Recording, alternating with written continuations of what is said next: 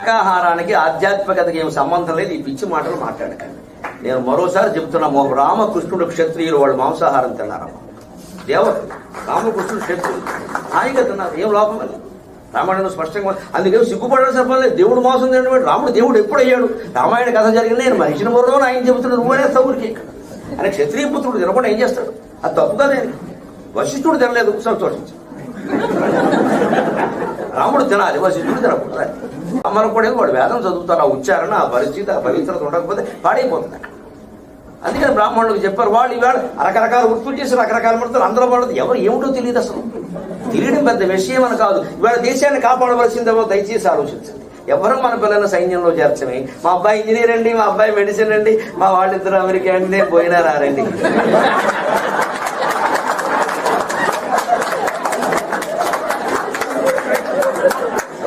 చాలా దేశానికి ఆపద వస్తే మనం రావద్దా? ఏమైపోవాలంటే ఆ సిక్కులు పాపం అమాయకులు, వాళ్ళు సైన్యంలో ఎక్కువ చేరతారు. వాళ్ళేనండి ఎంతసేపు సిక్ అయిపోయేది.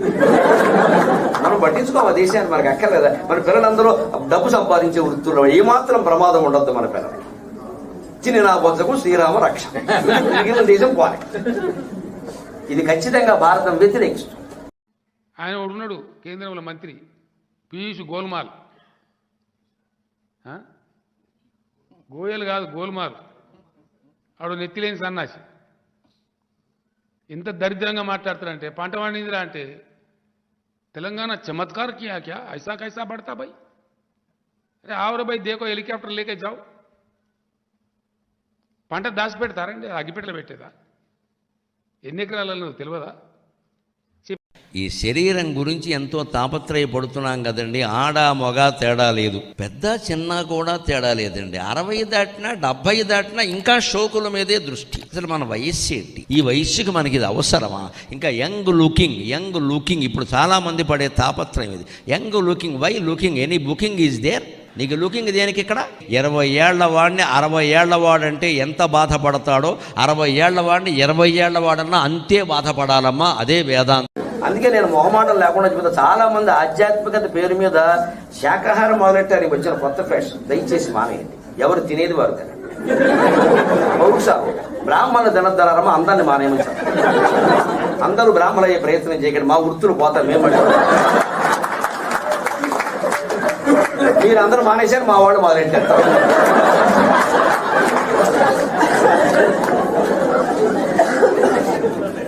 కమ్మవారు, రెడ్లు, కాపులు, ఇతర కులాల వారందరికీ మాంసాహారం నిషేధం చేయలేదు. రోజు తినమని అర్థం కాదు. నిషేధం ఎందుకు చేయలేదు అంటే, హిందూ ధర్మం కోసం అవసరమైతే కర్రెచ్చుకు రావాలమ్మా. పౌరుషం ఇవాళ చాలా అవసరం. అది మానేసేసి మనమే ప్రకృతి వైద్యం అండి, పొద్దున్నే 2 దొండకాయలండి, మధ్యాహ్నం 2 బీరకాయలండి, పొయ్యి మీద పెట్టమండి, పొయ్యమండి, జంతువుల అలా తింటామండి, ఉండగానే కోసుకుంటాం. ఎక్కువైపోతుంది దేశం. ఏం తినేవాడు అది తినాలి, ఎక్కువ తినద్దని చెప్పారు.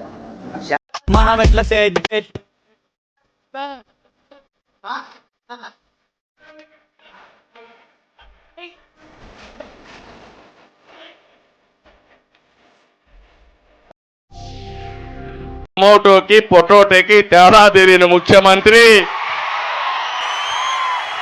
అవునా కాదా?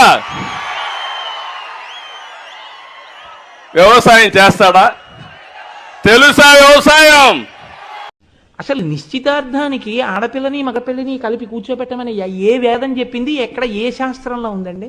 అది అవమానం, గాయత్రికి అవమానం, వేదానికి అవమానం. అదేంటిది? ఎలా కూర్చోబెడతారు? మీకు ఎక్కడుంది అధికారం? జీలకర్ర బెల్లం పెట్టే వరకు పక్కన కూర్చోడానికి వీల్లేదు. మీరు కన్యాదానం చేశారు కాబట్టి, మీకంత పుణ్యరాశి మీకు వచ్చింది కాబట్టి, ఈ సంతోషంలో మీరు వచ్చిన వాళ్ళందరికీ భోజనం పెడుతున్నారు, పలహారం పెడుతున్నారు. వాళ్ళందరూ సంతోషంగా ఇద్దరి తల మీద అక్షతలు వేసి అన్యోన్య దాంపత్య సిద్ధిరస్తూ పుత్రపౌత్రాభివృద్ధిరస్తూ అంటున్నారు. ఏది వేదం మీద మర్యాద మీకు? పెళ్లికి ముందు భోజనాలేంటి? పెళ్లికి ముందు రోజు రాత్రి భోజనాలేంటి? పెట్టుకుంటే మీ బంధువులకి పెట్టుకోండి, ఊళ్ళో వాళ్ళకి ఏ అధికారంతో పెడతారు మీరు? ఇది ఒక అర్థరహితమైనటువంటి సిద్ధాంతం. ఇవాళ నిశ్చితార్థం అంటే ఏమిటంటే, అసలు పెద్దలు వెర్రేళ్లలా కూర్చుని ఉంటారు. కాబట్టి నిశ్చితార్థానికి పెళ్లి కూతురు వెళ్ళొచ్చా? ఒక్క నాటికి వెళ్ళకూడదు. అది వైదిక తిరస్కారం, ధర్మశాస్త్రంలోనే ఉంది. దీనికి నేను కూడా అధ్యక్ష పాలమ్మిన, పువ్వులు అమ్మిన, కాయ కష్టం చేసిన అధ్యక్ష. చెమటోడ్చిన, హాస్పిటల్ పెట్టిన, మెడికల్ కాలేజ్ పెట్టిన, పేదలకు సేవ చేసిన, యూనివర్సిటీలు పెట్టిన, స్కాలర్షిప్ మీద పేద పిల్లలకు విద్యని ఇచ్చిన, ఎంపీ అయినా, ఎమ్మెల్యే అయినా, మా దేవుడి కేసీఆర్ దయతోటి ఇవాళ కార్మిక శాఖ మంత్రి కూడా అయినా. నాకు పెళ్ళి అవ్వలేదు, అయిన వాళ్ళు ఎవరు సుఖంగా లేవయ్యా మహానుభావ. నువ్వు సుఖంగా ఉన్నావు, ఉండరాదా? ఎందుకు వచ్చిన పెళ్లి? దిక్కుమాలిన పెళ్లి. చేసుకున్నవాడు కూడా సుఖంగా లేడే. ఆడది సుఖంగా లేదు, మగాడు సుఖం. నీకెందుకు పెళ్లి కాలేదు అంటే అంత అదృష్టవంతుడు ఇంకోడు లేడు. కానంత వరకే మగాడు సుఖంగా ఉంటాడు, ఆడదైనా సుఖంగా ఉంటాడు. ఎవడు కూడా వాడు చూసుకుంటారు. ఎందుకు? నా పెర్ఫార్మెన్స్ మీకు నచ్చినట్టయితే స్మాల్ బాస్ అని స్పేస్ ఇచ్చి పద్మశ్రీ PADMASRI అని టైప్ చేసి 5555 SMS చేయండి. Please vote for me. Thank you.